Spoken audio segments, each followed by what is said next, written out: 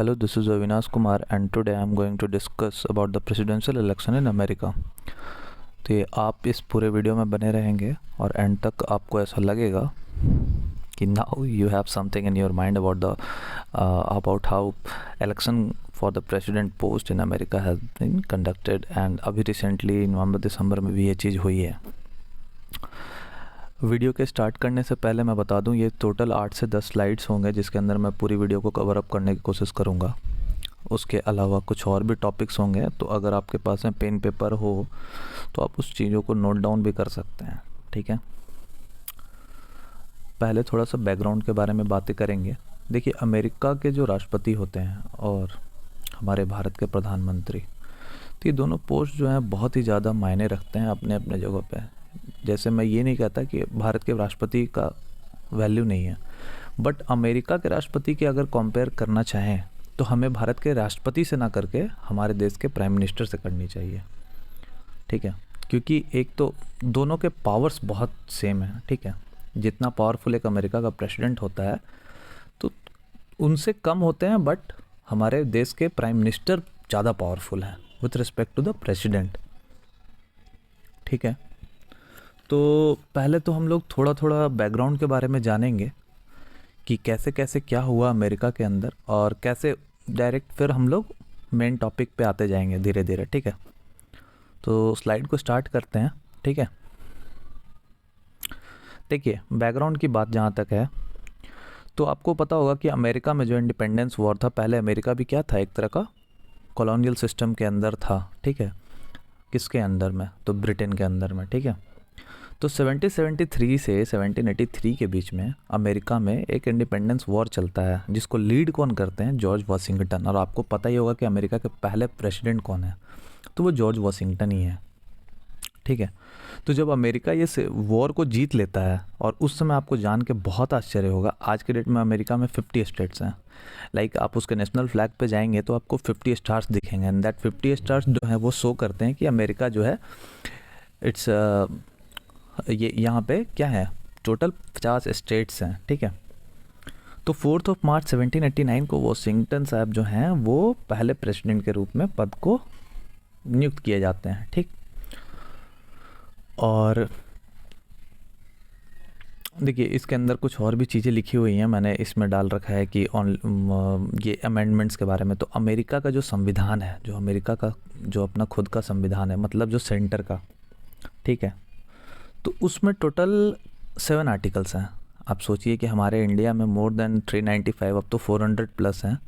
America का जो constitution है वो पहला लिखित कॉन्स्टिट्यूशन है। The first written constitution in the world is America's constitution, और उसके अंदर सिर्फ और सिर्फ 7 आर्टिकल्स हैं। और अब तक मतलब 2021 तक, अभी तो 21 चल ही रहा है, तो सिंस नाउ सिर्फ 27 अमेंडमेंट्स हुए हैं अमेरिका के कॉन्स्टिट्यूशन में। ठीक है, तो ऐसा नहीं है कि उन्होंने बहुत ही मतलब बहुत अच्छा काम किया और हमने बहुत बुरा काम किया। जैसे हमारे यहाँ बहुत सारे कॉन्स्टिट्यूशनल अमेंडमेंट्स हो चुके हैं, मोर देन 100, तो ऐसा नहीं है।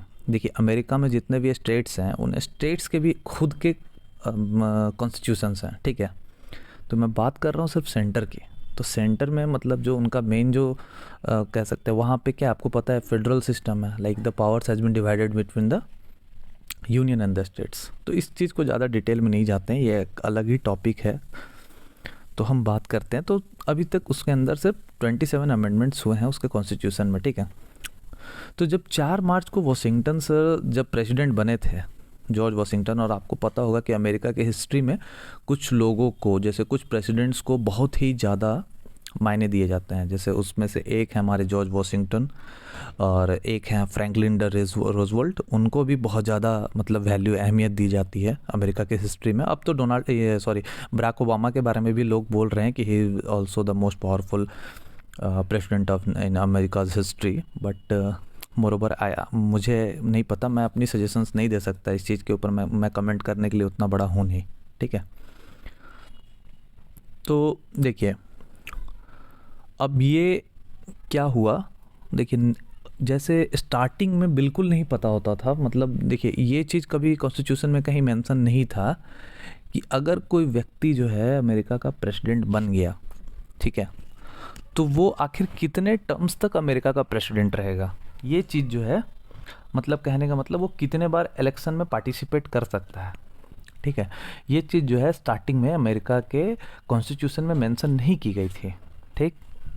जिसकी वजह से क्या हुआ, जिसकी वजह से देखिए, जो जो हमारे जो मैंने बताया फ्रैंकलिन डी रूजवेल्ट, ठीक है। तो फ्रैंकलिन डी रूजवेल्ट जो थे वो 1933 में अमेरिका के प्रेसिडेंट बनते हैं, और उसके बाद 1937 में वो फिर से प्रेसिडेंट बन जाते हैं। और आपको पता है कि वर्ल्ड वॉर सेकंड कब स्टार्ट हुआ था, 1939 टू 1945, ठीक है।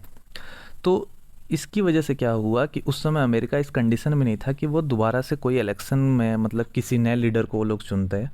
तो इसलिए 1941 में फिर से वो इलेक्शन वो उन्हीं को प्रेसिडेंट चूज़ कर लिया जाता है, और 1945 में फिर से रूजवेल्ट ही, मतलब फ्रैंकलिन द रूजवेल्ट ही, उन्हीं को बना दिया जाता है प्रेसिडेंट। बट क्या होता है कि 3 महीने में ही उनकी डेथ हो जाती है। तो फ्रैंकलिन साहब जो, अगर उनकी डेथ हो गई तो इसकी वजह से क्या होता है, आप एक बार सोच के देखिए, पूरे मतलब अगर वो उनकी डेथ नहीं हुई होती तो वो लगभग 16 साल तक अमेरिका पे राज कर रहे होते हैं, मतलब प्रेसिडेंशियल जो पोस्ट थी उस पे वो बैठे होते हैं।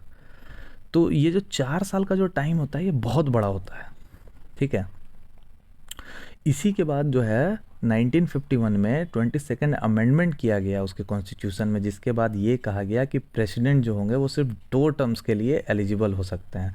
मतलब कोई भी प्रेसिडेंट जो है वो सिर्फ 2 टर्म्स के लिए इलेक्शन में पार्टिसिपेट कर सकते हैं, उससे ज़्यादा नहीं कर सकते हैं, ठीक है। आपको पता है कि स्टार्टिंग में जो पहले जो प्रेसिडेंट थे वो थे जॉर्ज वॉशिंगटन। 1945 में आपको पता है कि हमारे फ्रैंकलिन, ये मैंने आपको बता दिया, 1945 में फ्रैंकलिन द रूजवेल्ट जो थे उनको प्रेसिडेंट बनाया गया था, और 3 महीने के अंदर उनकी मृत्यु हो गई। तो मृत्यु होने के बाद ये बात आई कि अब जो है नया प्रेसिडेंट कौन होगा, ठीक है। तो उस टाइम पे देखिए, उस टाइम पे जो वाइस प्रेसिडेंट थे, ट्रूमैन नाम था उनका, तो उनको जो है प्रेसिडेंट बनाया गया था, ठीक है। तो जब उनको ये चीज़ बताया गया कि आप प्रेसिडेंट मतलब आपको बनाया जा रहा है, तो वो एक चीज़ पे अड़ गए थे कि नहीं, मतलब जो डॉक्यूमेंट्स जो उनको भेजे गए थे, ठीक है, तो उसमें एक्टिंग प्रेसिडेंट कहा गया था, ठीक है। तो उनका कहना ये था, वो अड़ गए थे इस बात पे कि नहीं, मुझे एक्टिंग प्रेसिडेंट नहीं, मुझे प्रेसिडेंट की पोस्ट ही, मतलब मुझे एज अ प्रेसिडेंट ही बताया जाए डॉक्यूमेंट्स में भी, ठीक है। तो और आपको जान के आश्चर्य नहीं होना चाहिए कि यही वो व्यक्ति थे जिन्होंने नागासाकी हिरोशिमा जो थे वहाँ पे न्यूक्लियर जो अटैक थे वो इन्हीं के कहने पे किए गए थे।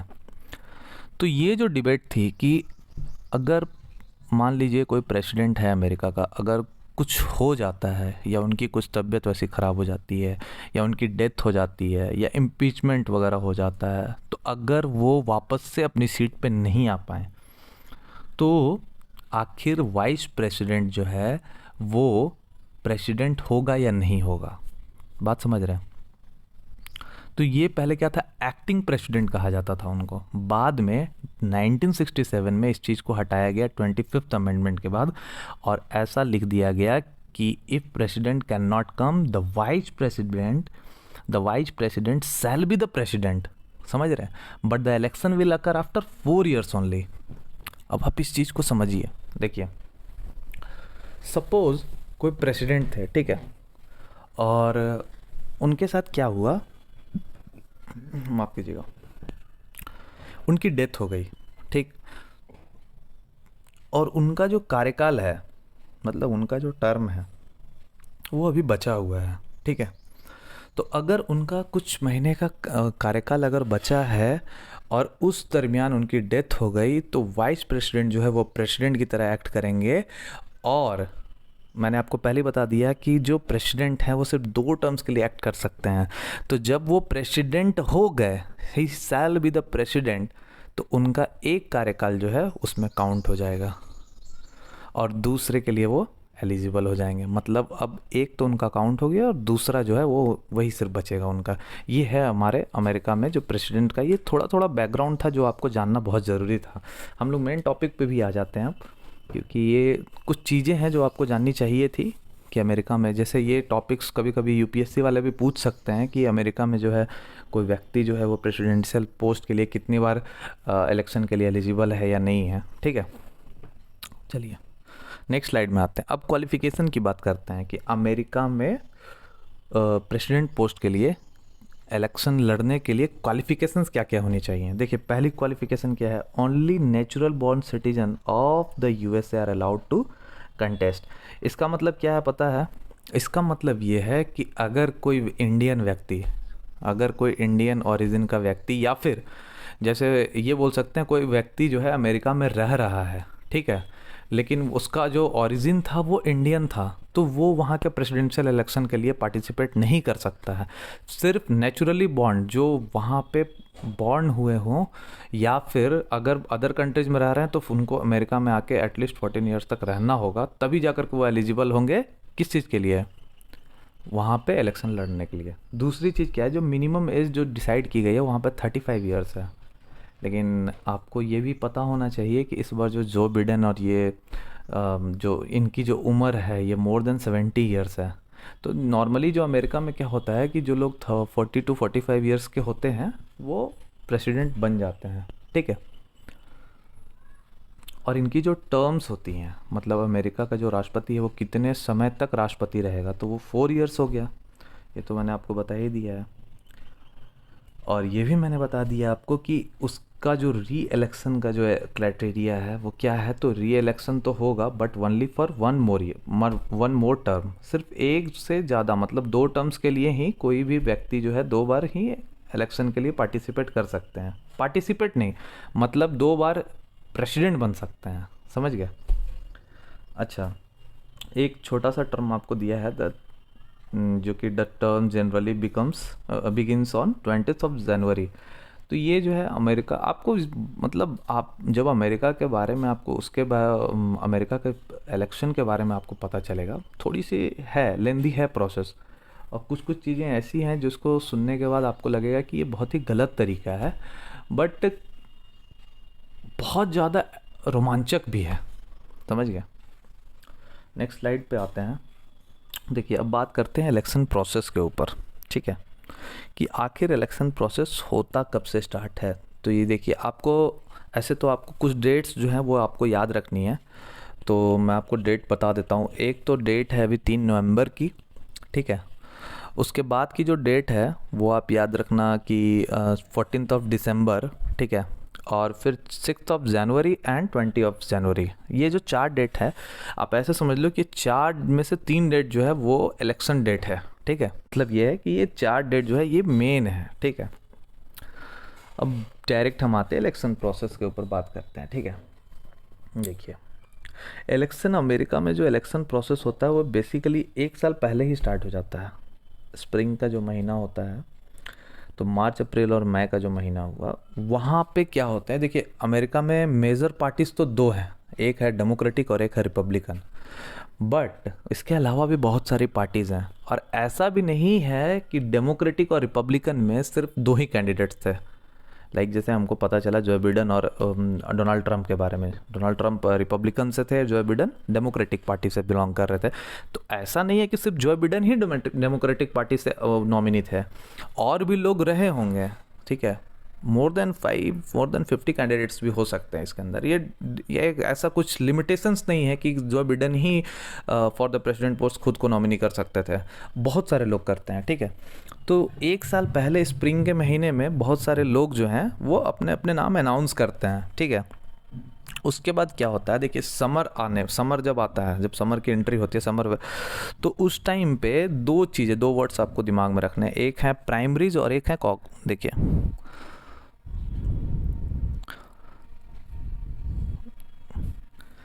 तो एक है प्राइमरीज, देखिए मैं आपको बताता हूँ, ये देखिए एक है प्राइमरीज और एक है कॉकस, ठीक है। तो ये 2 वर्ड्स को आपको दिमाग में रखना है, प्राइमरी और कॉकस। प्राइमरी जो है वो स्टेट्स के द्वारा किए जाते हैं, और कॉकसेस जो हैं वो पार्टीज़ के द्वारा किए जाते हैं। तो ये मतलब एक तरह की डिस्कशन होती है। तो डिस्कशन के बाद में ये निकल के आता है, उसमें वोटिंग वगैरह होगी, और जुलाई टू सितंबर जाते आते ये जो सॉरी जनवरी टू जून, जून के बीच में ये सारा जो प्रोसेस है ये कंप्लीट हो जाता है प्राइमरी और कॉकसेस का। और इसके बाद में इसमें वोटिंग होती है। और जैसे आप इसकी बात करें डेमोक्रेटिक पार्टी की, तो उसमें 2383 मतलब 50% वोट्स ऑफ 4665 वोट्स जो जिस व्यक्ति को मिल जाएंगे, तो वो व्यक्ति जो है वो नॉमिनी के रूप में फिक्स हो जाता है कि नहीं, ये जो है व्यक्ति ये प्रेसिडेंशियल पोस्ट के लिए जो है ये नॉमिनी हमारे पार्टी द्वारा ये फिक्स कर दिया गया। ठीक है। उसी तरह से अगर बात करें रिपब्लिकन पार्टी की, तो उसमें 50% वोट्स आउट ऑफ 2472, तो उसमें कितने हो जाएंगे, 1237 वोट्स हो जाएंगे। ठीक है। तो वही चीज़ इसमें गिवन है। देखिए, तो रिपब्लिकन पार्टी में कितने वोट्स हो गए, तो अगर इतने वोट्स किसी को मिल गए तो ये देखिए जुलाई सितंबर एंड तक जाते जाते ये सब कुछ फिक्स हो जाता है कि नॉमिनी आखिर है कौन। समझ रहे हैं। उसके बाद देखिए, जो भी प्रेसिडेंट जो जो नॉमिनी के रूप में किसी पार्टी के द्वारा एक नॉमिनी के रूप में प्रेसिडेंट के लिए वो चूज़ कर लिया जाता है, वो प्रेसिडेंट जो होता है वही अपने लिए एक वाइस प्रेसिडेंट का चुनाव करता है। मतलब वो व्यक्ति खुद से एक वाइस प्रेसिडेंट को चुनता है कि मैं इस व्यक्ति को अपने वाइस प्रेसिडेंट के रूप में चुनता हूँ। और ये कब हुआ था, ये मतलब प्रेसिडेंट जो हैं ये एक वाइस प्रेसिडेंट को चूज़ करेंगे। ये 12th अमेंडमेंट 1804 में ये चीज़ को किया गया था कि प्रेसिडेंट जो है वही वाइस प्रेसिडेंट का चुनाव कर सकते हैं, अपने वाइस प्रेसिडेंट का चुनाव खुद के। ठीक है। नेक्स्ट स्लाइड पे आते हैं। ठीक है। अब देखिए इलेक्शन प्रोसेस जो है यही अभी तो यही स्लाइड चलेगी, तो इसके अंदर अब आप समझने की कोशिश करिएगा।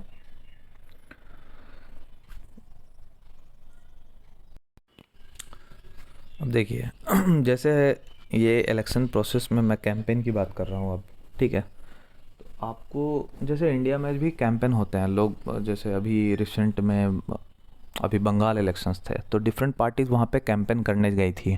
तो कैंपेन में पार्टीज़ आखिर करती क्या हैं, वहाँ पे जाकर के पार्टीज़ बताती हैं कि हाँ आपके जो डिस्ट्रिक्ट हैं या आपके जो लोकल्स हैं यहाँ पे ये प्रॉब्लम्स हैं, मैं इसको ऐसे दूर करूँगा, ये चीज़ें बताई जाती हैं।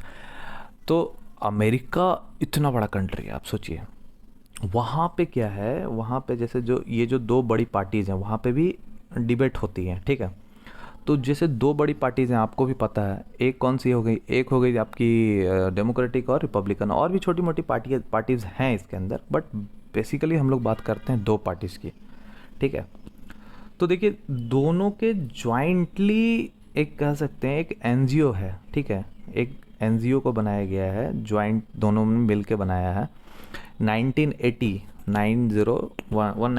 में बनाया गया था इस एनजीओ को। देखिए आप ध्यान दीजिएगा 1980। तो 1980 में एक एनजीओ को बनाया गया जिसका नाम क्या है, कमीशन ऑन प्रेसिडेंशियल डिबेट। ठीक है। तो इसमें क्या होता है, यहाँ पे ये जो कमीशन बनाई गई थी, इस कमीशन का काम ये होता है कि प्रेसिडेंट और वाइस प्रेसिडेंट के लिए डिबेट को ऑर्गेनाइज किया जाए, जहाँ पे पब्लिक जो है वो डायरेक्टली अपने प्रेसिडेंट के डिबेट्स को सुन सके। ठीक है। जो भी कैंडिडेट्स होते हैं। ठीक। इसके लिए एक डेट डिसाइड की जाती है कि उस डेट को जो है प्रेसिडेंट्स जो भी नॉमिनी जो प्रेसिडेंट पोस्ट के लिए हैं तो वो आपस में डिबेट करेंगे, और पब्लिक जो होंगे वहाँ के जो सिविल्स होंगे, वो सिविलियंस वगैरह, वो सब उन सभी प्रेसिडेंशियल नॉमिनीज़ के डिबेट्स को लाइवली सुन सकें। ठीक है। ताकि उनका डिसीजन खुद का हो और उसमें कोई इधर उधर की बातें ना हो। ठीक। तो ये जो कमीशन है इनका काम बस ये होता है कि सारी अरेंजमेंट को ऑर्गेनाइज करा सकें। ठीक है। और कैंडिडेट्स जो है इस चीज़ में पार्टिसिपेट करते हैं। तो प्रेसिडेंट के लिए जो है 3 डिबेट्स का ऑर्गेनाइज किया जाता है, और वाइस प्रेसिडेंट जो होते हैं उनके लिए 2 डिबेट्स को ऑर्गेनाइज किया जाता है। ठीक है। मतलब जो प्रेसिडेंट पोस्ट के लिए जो नॉमिनीज़ होंगे उनके टोटल 3 डिबेट्स किए जाएंगे, और जो वाइस प्रेसिडेंट होते हैं उनके टोटल 2 डिबेट्स ऑर्गेनाइज किए जाते हैं। ठीक है। अब देखिए एक और चीज़, जब आप अमेरिका में बात करेंगे तो वहाँ के जो स्टेट्स हैं, आपको तो ये पता है 50 स्टेट्स हैं अमेरिका में, लेकिन अमेरिका में इलेक्शन के टाइम में या on the basis of election campaign, तो स्टेट्स के जो इम्पोर्टेंस है उसको दिमाग में रखते हुए ऐसा आप समझिए कि वहाँ के स्टेट्स को 3 पार्ट्स में डिवाइड किया गया है। वो 3 पार्ट्स हैं, red states, blue states and purple states. Purple states जो हैं वो आप समझिए, जैसे रेड और जो ब्लू स्टेट्स हैं इनको कहा जाता है सेफ स्टेट्स। सेफ स्टेट्स क्यों कहा जाता है वो मैं आपको बता रहा हूँ। और जो पर्पल स्टेट्स हैं उनको कहा जाता है स्विंग स्टेट्स या बैटल ग्राउंड स्टेट्स। तो बैटल ग्राउंड मतलब ये जो वर्ड है, आप जो लोग पबजी वगैरह खेलते होंगे तो उनको भी पता होगा, उसमें जो पी और बी है तो वो मतलब उसका जो बीजी है वो इसी से आया, बैटल ग्राउंड, ठीक है, पबजी में। तो रेड स्टेट्स, देखिए रेड स्टेट्स बेसिकली क्या है मैं आपको बता रहा हूँ। रेड स्टेट्स वहाँ पे जो रिपब्लिकन पार्टी है उसको वहाँ पे फुल सपोर्ट है। तो रिपब्लिकन पार्टी, आप सपोज कीजिए कि वो जब रेड स्टेट्स उनको पता है, जैसे सपोज टेक्सास, जो टेक्सास है उसको रेड स्टेट्स का दर्जा दिया गया। क्यों? क्योंकि वहाँ पे रिपब्लिकन पार्टी को फुल सपोर्ट मिलता है, टेक्सास के लोग फुल सपोर्ट देते हैं। तो रिपब्लिकन पार्टी को ऑलरेडी पता है कि हम जो है वो रेड स्टेट्स में तो हम जीतेंगे ही जीतेंगे। और ब्लू स्टेट्स वैसे स्टेट्स हैं जहाँ पे टेक्सास को, ये रिपब्लिकन पार्टी को पता है कि हम वहाँ पे कभी नहीं जीत सकते हैं, ठीक है, वहाँ पे इनको कोई सपोर्ट नहीं है। तो अब जो डिसीज़न जो होगा, फाइनल डिसीजन, तो वो कौन से स्टेट्स करेंगे? तो वो ये पर्पल स्टेट्स करते हैं। ये इनको इसलिए स्विंग स्टेट्स कहा जाता है कि इनका दिमाग अगर फिर गया तो ये किसी को भी वोट दे देंगे, या तो ये इधर ये रिपब्लिकन को दे सकते हैं या फिर डेमोक्रेटिक को दे सकते हैं। तो जो मेन कैंपेन की जाती है वो इन्हीं स्टेट्स के ऊपर की जाती है, ठीक है। मतलब जो पर्पल स्टेट्स, लाइक जो जॉर्जिया है वो एक पर्पल स्टेट है, तो जॉर्जिया वगैरह में जो आपका कैंपेन होता है तो बेसिकली जो कैंडिडेट्स होते हैं उनका ध्यान पर्पल स्टेट्स के ऊपर ज़्यादा होता है कैंपेन के टाइम में, ठीक है। नेक्स्ट स्लाइड देखिए। अब आपको मैं बताता हूँ कि इलेक्शन जो लेजिस्लेचर होता है अमेरिका में, जैसे लेजिस्लेचर, एग्जीक्यूटिव और जुडिशियल 3 है, ठीक है। उसी तरह से स्टेट भी है divided, legislature, executive and judicial में, ठीक है। तो जुडिशियल तो आप छोड़ दीजिए, जुडिशियल जो होता है वहाँ पे इलेक्शन नहीं होता। इंडिया में भी जुडिशियल का इलेक्शन नहीं होता है। यहाँ पर डायरेक्ट जो प्रेसिडेंट है वो उनको सेलेक्ट करते हैं, ठीक है।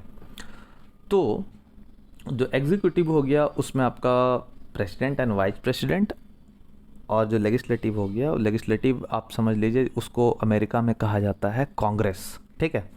और कांग्रेस जो है अमेरिका का वो 2 पार्ट्स में डिवाइडेड है। The first one is the house of representatives and the second one is senates, ठीक है। तो हाउस ऑफ रिप्रेजेंटेटिव्स आप ऐसा समझ लीजिए कि भारत का जो लोकसभा है वो अमेरिका का हाउस ऑफ रिप्रेजेंटेटिव्स है, और भारत का जो राज्यसभा है वो अमेरिका का सीनेट है। समझ गए आप? अब देखिए हम मेंबर्स की बात करते हैं, ठीक है, कि किससे कितने मेंबर्स आएंगे। तो देखिए अमेरिका में आपको पता है टोटल 50 स्टेट्स हैं, ठीक। तो हाउस ऑफ रिप्रेजेंटेटिव्स के जो टोटल नंबर ऑफ मेंबर्स हैं वो उसके पॉपुलेशन के हिसाब से, ठीक। लाइक कैलिफोर्निया में टोटल 53 सीट्स हैं, ठीक है। तो टोटल जो हाउस ऑफ रिप्रेजेंटेटिव्स में जो सीट हैं वो 435 मेंबर्स हैं। मतलब total 435 members house of representative से बिलोंग कर रहे हैं, और इनका जो इलेक्शन है वो हर एक 2 साल पे एक बार किया जाता है। समझ गया? हर एक 2 साल पे एक बार जो है हाउस ऑफ रिप्रेजेंटेटिव्स के मेंबर्स का चुनाव जो है वो किया जाता है। अमेरिका मतलब आप ऐसा समझ लीजिए कि वो कंटिन्यू ईयर्स वो बिजी रहता है इलेक्शन में। लोगों का दिमाग पॉलिटिकल जो डायलेमा है उसके अंदर हमेशा इंगेज होता है वहाँ के लोगों का दिमाग, ठीक है। अब बात करते हैं सीनेट की। तो देखिए सीनेट में टोटल, देखिए आपको पता है कि 50 स्टेट्स हैं अमेरिका में, तो हर एक स्टेट को 2-2 मेंबर्स फिक्स कर दिए गए हैं सीनेट के लिए। तो टोटल कितने मेंबर्स हो गए? 100 मेंबर्स, सही है। और ये जो मेंबर्स का जो टर्म्स होता है वो टोटल 6 ईयर्स का होता है, लेकिन इसमें हर एक जो मेंबर है मतलब 1/3 मेंबर, 1/3 मतलब 100 का 1/3, टोटल मेंबर्स के 1/3 मेंबर्स जो हैं वो हर एक 2 साल पे रिटायर करते हैं। आते हैं अब नेक्स्ट स्लाइड पे। देखिए ये जो है, ये मैंने बस मैप आपको ऐसे ही समझने के लिए लगा दिया है कि जैसे स्टार्टिंग जो था अमेरिका, जब अमेरिका कॉलोनियल सिस्टम में था, तो आप समझिए कि ये जो एरिया देख रहे हैं आप, सिर्फ ये अमेरिका था, समझिए आप, ये 13 स्टेट्स का। और अभी देखिए, अभी ये पूरा, और ये देखिए ये जो छोटा सा पार्ट है ये भी अमेरिका है। तो आप इसको जब आप बड़ा करेंगे, थोड़ा जूम, ये पता नहीं जूम हो नहीं रहा, हाँ देखिए, ये जो अलास्का दिख रहा है ना, ये अलास्का, तो ये अलास्का भी अमेरिका का ही पार्ट है, समझे। अलास्का जो है वो भी अमेरिका का ही पार्ट है। और भी कुछ कुछ इधर नॉर्थ अमेरिका के साइड में भी बहुत सारे कुछ कुछ छोटे आइलैंड्स हैं, उन वो भी अमेरिका के ही पार्ट है। ये एक अलग टॉपिक है, इसके बारे में डिटेल में जाने की ज़रूरत नहीं है, क्योंकि हम लोग अभी फ़िलहाल इलेक्शन डे के बारे में चर्चा कर रहे हैं, ठीक है। चलिए, तो अब हम नेक्स्ट स्लाइड पे आते हैं। देखिए, इलेक्शन डे, मैंने आपको जो डेट बताए थे, आपको डेट दिमाग में रखने थे। अब देखिए इलेक्शन डेट, तो सवाल ये है कि अमेरिका इतना बड़ा कंट्री है, ठीक है, घनी आबादी वाला क्षेत्र भी है, मतलब कोई कोई ऐसे भी एरियाज़ हैं वहाँ पे जिसको आप पूरे लाइफ में भी नहीं घूम सकते। अगर आपको पूरी एक ज़िंदगी दे दी जाए तो पर भी आप उसको अच्छे से घूम नहीं पाएंगे। तो वहाँ पे क्या ये पॉसिबल है कि एक जो प्रेसिडेंट पद के लिए कोई व्यक्ति खड़ा है, तो अब तो देखिए, अब तो इंटरनेट वगैरह भी है, लेकिन समझिए जब जब वो अमेरिका सिविल वॉर से बाहर आया था, उस टाइम पे कैसे पता चलता है कि कोई कोई व्यक्ति जो है वो प्रेसिडेंट पोस्ट के लिए खड़ा हुआ है, कोई नॉमिनी है, कोई तो इंसान उसको पहचानता भी नहीं।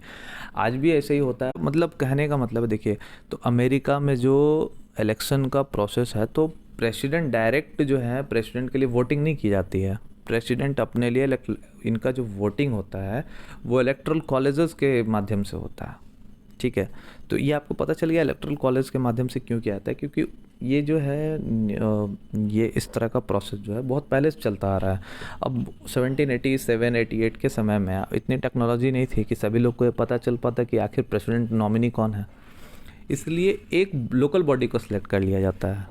प्रेसिडेंट जो है एक लोकल बॉडी हर एक जगह पे अपने स्टेट्स में सिलेक्ट कर लेते हैं, जहाँ जहाँ पे उनके मतलब हर एक स्टेट में। और जो व्यक्ति होते हैं, जो वहाँ के सिविलियंस जो लोग हैं, वो उस पार्टिकुलर लोकल बॉडी को वोट देते हैं। मतलब जब वो वोटिंग होती है, जैसे मान के चलिए लास्ट ईयर जो 3 नवंबर को वोटिंग हुई थी, तो उस दिन प्रेसिडेंट को वोट नहीं दिया गया था, उस दिन उस इलेक्टोरल बॉडी को वोट दिया गया था, ठीक है। तो अमेरिका में देखिए, जैसे अब कैलिफोर्निया में टोटल, तो अब आपको टोटल मैं बताता हूँ टोटल वोट्स कितने हो सकते हैं एक एक स्टेट्स के। देखिए, सीनेट्स के तो 2 सीट्स मतलब कंफर्म है कि 2 सीट्स सीनेट्स के रहेंगे, और हाउस ऑफ रिप्रेजेंटेटिव्स के अकॉर्डिंग टू द पॉपुलेशन। तो इस तरह से कैलिफोर्निया का मैंने आपको बताया था कि वहाँ पे कितने हैं, 53 वहाँ पे ऐसे हाउस ऑफ रिप्रेजेंटेटिव्स के सीट हैं, और 2 सीट अगर उसमें और ऐड कर दिया जाए तो उसमें टोटल 55 सीट्स, मतलब 55 सीट्स हो जाएंगे कैलिफोर्निया से। उसी तरह से टेक्सास की बात की जाए तो वहाँ पे हाउस ऑफ रिप्रेजेंटेटिव्स के 36 सीट्स हैं, और 2 सीट हो जाएंगे सीनेट्स के, तो वहाँ पे 38 सीट्स हो जाएंगे, ठीक है। तो इस तरह से टोटल जो है 535 सीट्स हैं टोटल। ऐसा नहीं है कि जितने भी स्टेट हैं सब में ये नंबर्स बहुत ज़्यादा हैं, ठीक है। पॉपुलेशन के हिसाब से देखिए, आप अलास्का की बात कीजिए, वहाँ पे सिर्फ 3 ही हैं, ठीक है, जो कि समझिए 3 मतलब कि 2 सीट सीनेट्स के और 1 सीट है आपके हाउस ऑफ रिप्रेजेंटेटिव्स का। और अलास्का जो है वो 49th स्टेट है, जिसको 1959 में बनाया गया था। And the 50th state is हवाई। अमेरिका का जो 50वां राज्य है उसका नाम है हवाई। तो ये मतलब आप जान जाइए आपके नॉलेज के लिए। तो अमेरिका में टोटल 7 ऐसे स्टेट्स हैं जहाँ पे हाउस ऑफ रिप्रेजेंटेटिव्स के 1 सीट हैं और सीनेट के 2, मतलब कुल मिला के 3 सीट्स हैं ऐसे, ठीक है, इलेक्टोरल कॉलेजेस के, ठीक।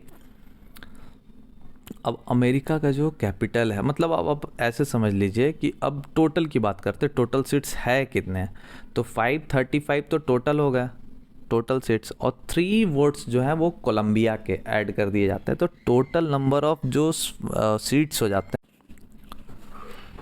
और जितने भी स्टेट्स हैं, मतलब जो भी 50 स्टेट्स हैं, उन सब के अपने अपने तरीके हैं कि वो इलेक्शन प्रोसेस को किस तरह से कंडक्ट करवाते हैं, ठीक है। जैसे इन 50 में से अब आपको मैं एक बहुत ही रोचक बात बताऊंगा, और ये जो बात है ये आपको कहीं ना कहीं ख़राब भी लग सकती है, ठीक है। मतलब ये बुरा लगेगा आपको जानकर, आश्चर्य भी होगा कि ऐसा प्रोसेस क्यों है, बट ये क्या है कि अमेरिका का संविधान जो है, उसका जो इलेक्शन प्रोसेस है वो ऐसा ही है। तो इसके बारे में कुछ बदलाव नहीं किया जा सकता है, और कमेंट भी क्या किया जाए। तो सोचिए कि जो 50 में से 48 स्टेट्स हैं आउट ऑफ 48 स्टेट्स जो हैं उसमें ऐसा रूल है कि विनर टेक ऑल, ये जो रूल है जो मैंने लिखा भी है, 48 states out of 50 have the rule winner take all. Winner take all का मतलब क्या हुआ? सपोज कैलिफोर्निया में 53 + 2 55 सीट्स हो गए, तो मान लीजिए कि डोनाल्ड ट्रंप को वहाँ पे 55 सीट्स में से मोर देन 50% सीट्स मिल गए। सपोज जैसे मान लीजिए 55 का आधा कितना हो जाएगा, ऐसा मान लीजिए कि 27 + 1 28 हो रहा है, ठीक है।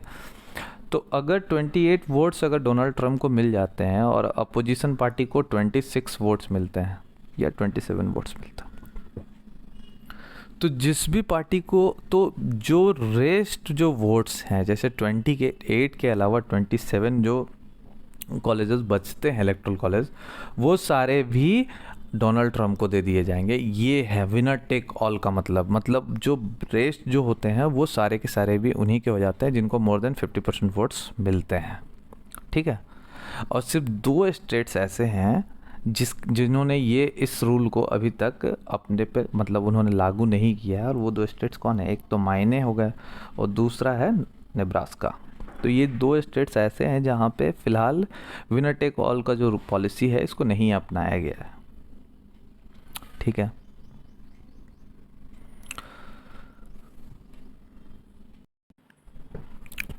चलिए अब नेक्स्ट स्लाइड पे आते हैं। देखिए अब ये चीज़ मैंने आपको पहले ही बता दी कि if a party win, party मतलब कोई अगर पार्टी जो है 538 टोटल वोट्स हो गए, आउट ऑफ 538 को जब आप डिवाइड करेंगे 2 से, will get 50% of vote, that is 269।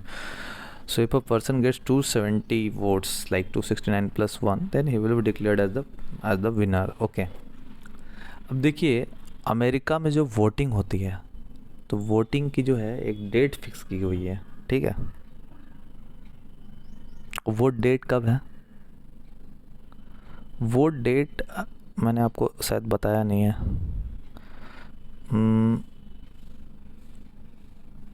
चलिए मुझे लग रहा है मैंने गलती से वो छूट गया है, तो आप इस चीज़ को कहीं नोट डाउन कर लीजिएगा, एक बार मुझे देख लीजिए, देख लेता हूँ मैं।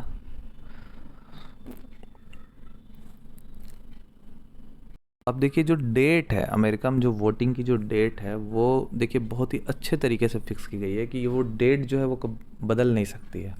मतलब अमेरिका के संविधान में ये जो डेट है ये पार्टिकुलर 1 वीक के अंदर हो जाएगी। तो जो election voting date for the electoral college, जो इलेक्टोरल कॉलेज के लिए जो डेट फिक्स की गई है वो Tuesday after first Monday in the month of नवंबर।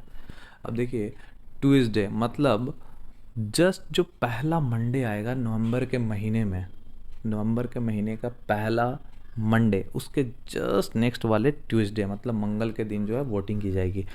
तो 2020 का जो इलेक्शन था वो देखिए 3 नवंबर को किया गया था।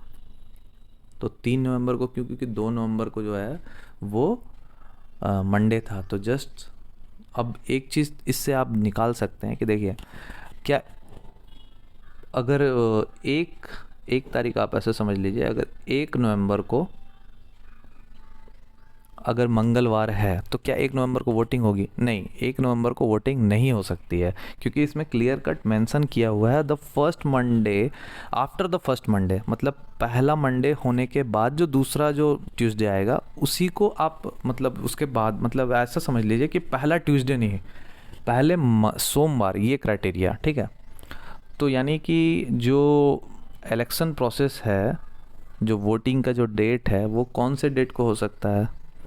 तो देखिए 2 से 8 नवंबर के बीच में जो है वो वोटिंग कंडक्ट कराई जा सकती है। अगर 1 तारीख से लेकर के 7 तारीख के बीच में ही मंडे आएगा, उसके बाद तो नहीं आ सकता। तो मतलब 2 से 8 के बीच में मंगल आएगा तो उसमें जा कर के कराया जा सकता है, ठीक है।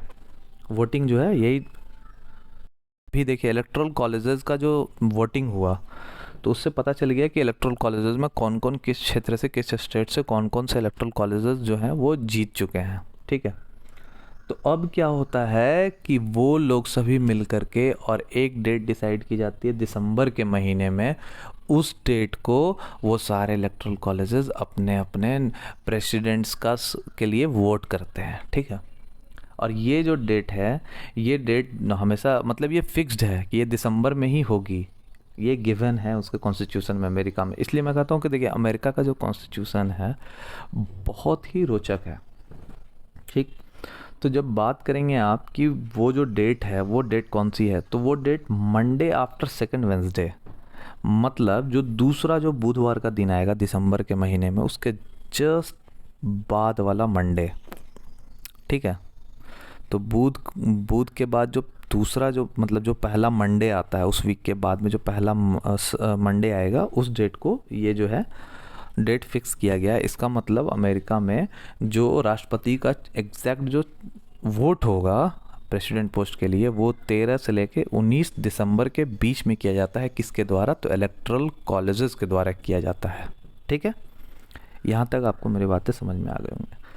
अच्छा, यहाँ पे मैंने आपको तो जो डिफरेंट ये जो इलेक्शन, ये जो वोटिंग होती है ये हर एक स्टेट के कैपिटल्स में की जाती है। ये एक चीज़ मैं यहाँ नोट किया करवा दिया मैंने। अब देखिए आपको यहाँ पे मैंने एक चीज़ मेंशन किया है, फेथलेस इलेक्टर्स। तो फेथलेस इलेक्टर्स क्या होते हैं? देखिए इस सब टर्म्स को समझ जाइएगा। फेथलेस इलेक्टर्स वैसे इलेक्टर्स को कहा जाता है जैसे सपोज़ कि डोनाल्ड ट्रंप ने किसी एक पार्टिकुलर जगह पे किसी व्यक्ति को नॉमिनी के रूप में अपने इलेक्टोरल कॉलेज के रूप में चुना, वो व्यक्ति वहाँ से जीता, लेकिन जब वोटिंग की बारी आई, जब उन्होंने अपना प्रेसिडेंट चुनना था, तो उन लोगों ने क्या किया, उन्होंने किसी और को वोट दे दिया। तो ऐसे वोटर्स को हम लोग कहते हैं फेथलेस इलेक्टर्स। लेकिन आपको नॉलेज के लिए बता दूं, फ़िलहाल अभी तक अमेरिका में एक बार भी ऐसा नहीं हुआ है कि फेथलेस इलेक्टर्स की वजह से जो जैसे मान लीजिए जो जीत रहे होते हैं, जो प्रेसिडेंट बन रहे होते, वो ना बने हों, ऐसा कभी नहीं हुआ, ठीक है। अब देखिए काउंटिंग की बात, तो काउंटिंग भी बड़ा रोचक तरीके से होता है। देखिए काउंटिंग का जो डेट है अमेरिका का कॉन्स्टिट्यूशन में वो पूरा फिक्स किया हुआ है। जैसे अब जो डिफरेंट जो इलेक्टोरल कॉलेजेस तो थे उन्होंने वोटिंग करी है, तो उनके वोटिंग को काउंट करने के लिए भी एक डेट फिक्स किया हुआ है। इसके लिए कोई ये मंडे ट्यूसडे का फंडा नहीं लगा हुआ है। तो ये 6 जनवरी को फिक्स किया है, जो करंट ईयर जिस ईयर में प्रेसिडेंट जो ओथ लेंगे तो वो उस साल की बात की जा रही, तो वो 6 जनवरी को फिक्स किया गया। तो दिसंबर के बाद जस्ट अगले महीने में 6 तारीख को काउंटिंग स्टार्ट होती है। और काउंटिंग का भी तरीका बहुत ज़बरदस्त है। जैसे देखिए काउंटिंग के लिए जो कांग्रेस है अमेरिका में, तो वो काउंटिंग के लिए वो उनको फिक्स किया गया है, ठीक है। तो ये जो काउंटिंग होती है जॉइंटली कंडक्ट कराई जाती है कांग्रेस मतलब सीनेट और हाउस ऑफ रिप्रेजेंटेटिव्स हैं इसके जो मेंबर्स। तो 3 नवंबर को आपको पता है, जैसे 3 नवंबर, मेरे कहने का मतलब कि हम 2020 को उसी के इर्द गिर्द में भी बातें कर रहे हैं, तो कि आपके दिमाग में ये चीज़ें अच्छे से आ जाएं। तो देखिए उस डेट को 3 नवंबर की जो डेट थी, उस डेट में क्या थी कि मतलब जो लोग जो हाउस ऑफ रिप्रेजेंटेटिव्स और सीनेट्स के जो मेंबर्स का जो चयन हो चुका है, जो मेंबर सेलेक्ट हो चुके हैं, तो वो लोग इस काउंटिंग में पार्टिसिपेट करते हैं, ठीक है। और जिस भी व्यक्ति मतलब जो प्रेसिडेंट है प्रेसिडेंट पोस्ट के लिए, जिस व्यक्ति को मोर देन 269 + 1 मतलब 270 वोट्स जिस व्यक्ति को मिल जाते हैं, तो वो व्यक्ति जो है वो प्रेसिडेंट बन जाता है। और प्रेसिडेंट बनने के बाद वो जो है, मैंने आपको पहले ही बताया कि 20 जनवरी को वोट टेकिंग सेरेमनी जो है वो की जाती है, वो ठीक है।